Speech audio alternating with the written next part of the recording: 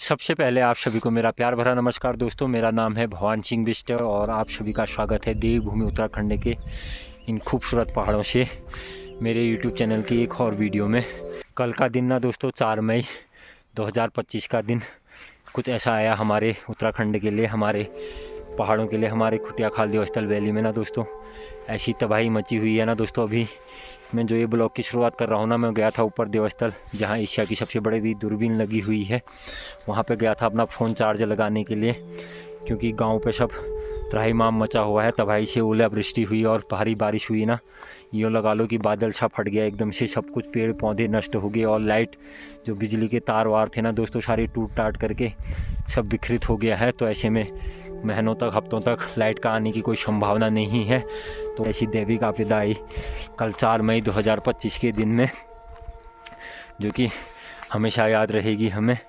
इतना नुकसान हो रखा है। कल की वीडियो में आपने देखा होगा किस तरीके से यहाँ पे आपदा आई, ओलावृष्टि हुई और उसका साइड इफ़ेक्ट ऐसा रहा है ना दोस्तों। अभी मैं आपको दिखाता हूँ, मैं गांव की तरफ से होते हुए जाऊँगा ना, खेतों पे कितना नुकसान हुआ है और पेड़ों को और फलदार वृक्षों को, और कहीं कहीं पे ना लैंडस्लाइड भी इतना तगड़ा हुआ है ना दोस्तों। गाँव पे खेत बह गए आदमी के और घरों में भी काफ़ी नुकसान हो गया। लोगों के घर में पानी घुस गया तो दूसरी जगह पे जाके रहने की तक नौबत आ गई। इस प्रकार की दैविक आपदा आई कल के दिन हमारे उत्तराखंड में। देखिए जी दोस्तों, कल के आई दैविक आपदा के चलते ना दोस्तों कुछ ऐसे हाल हो गए हमारे गांव के।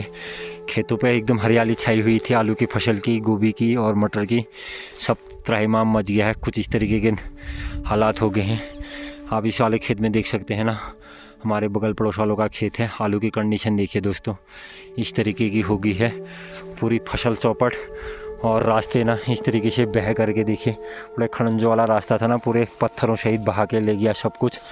जहाँ जो था वो वहाँ से सब कुछ, रास्तों का नक्शे का पता नहीं चल रहा है, खेतों का पता नहीं चल रहा है और फसलों की तो कुछ ऐसी हालत बना दी है।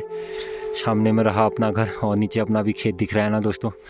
क्या ही दिखाएं, वीडियो में भी ना देख के भी ऐसा मन हो रहा है कि आंखें बंद कर लें। इस कदर से नुकसान हो गया है, पेड़ पौधे भी सारे नष्ट हो गए हैं ना।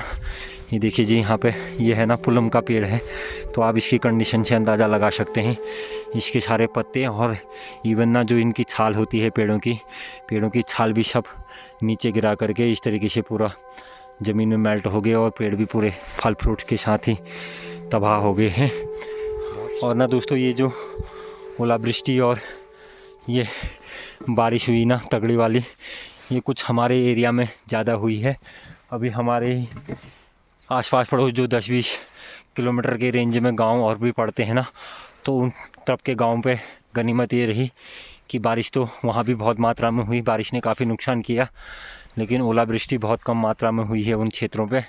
लेकिन हमारे इस खुटिया खाल देवस्थल वैली में हो गया, और राता, कोयदल, कुलूरी, कैरा खान और धानाचुली, इस वाली बेल्ट पे ना कुछ ज़्यादा ही मात्रा में ओलावृष्टि हुई, जिससे कि हमारे इस क्षेत्र में काफ़ी नुकसान हो गया है।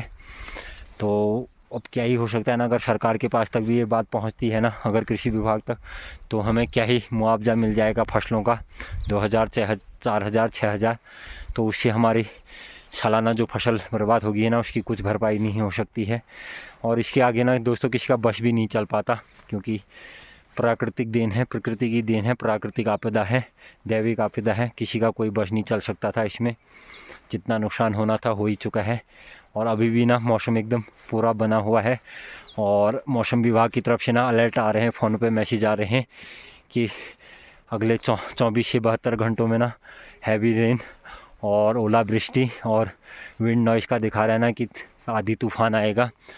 होप सो कि अब ना हो, इतना नुकसान हो गया वही काफ़ी है जी। हमारे घर के बगल में ना यह है सेब का फार्म है, सेब का बगीचा है। किस कदर से नुकसान करके गया है ना, आप इसके नीचे देख करके अनुमान लगा सकते हैं। पूरे पत्तियां ज़मीन में हैं और नीचे पेड़ों के नीचे भी जो फसल लगी हुई थी ना, वो भी बर्बाद होगी, और पूरा जितना पेड़ों पे फल आया हुआ था ना, सब कुछ तबाह हो गया। इवन सामने नींबू का पेड़ है ना, और नींबू भी तक नीचे गिरे हैं। तो इस कदर के ओलावृष्टि हुई है हमारे इन पहाड़ों पे, और हल्के फुल्के ना छींटे मीटे और आने लग गए। और सामने की तरफ आप देख सकते हैं आसमान में बादल फिर से मंडराने लगे हैं।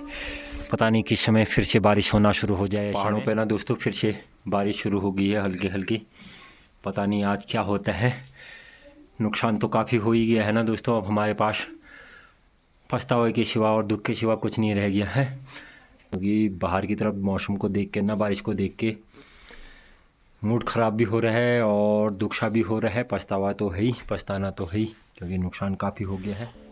फिर से ना दोस्तों आप देख सकते हैं सामने की तरफ से ना पहाड़ों पे एकदम सा घनघोर सा मौसम बन चुका है। आसमान में काले काले से बादल मंडराने लगे हैं और हल्के हल्के बारिश के छींटे भी आने लगे हैं और मौसम एकदम बंद हो गया। अभी सुबह के 10 ही बज रहे हैं ना, और मौसम को देख के ऐसा लग रहा है कि शाम होने वाली है। पूरा अंधेरा जैसा छाने लगा है। ऐसे में कितना ही नुकसान और करेगा, कुछ कह नहीं सकते यार दोस्तों।